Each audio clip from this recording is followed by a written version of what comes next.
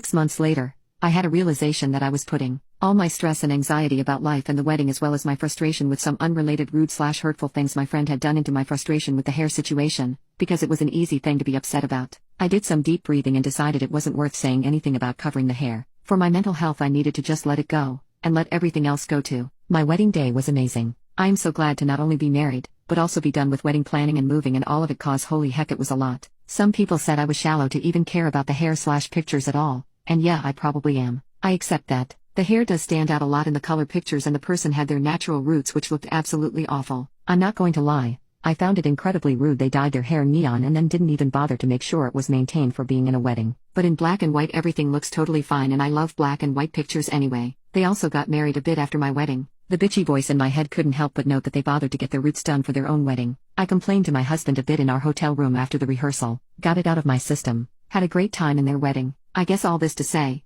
whether or not it would have been an odd move to ask them to cover their hair, as people pointed out, it wasn't worth it. The hair did bother me. I am a little shallow. I am a little selfish, but it wasn't as big of a deal as I was making it out to be. It was better to keep all shallow, selfish, and bitchy thoughts to myself and my husband, work on acceptance, and move on. Writing this is my closure. I will spare no more thoughts or energy for the neon hair.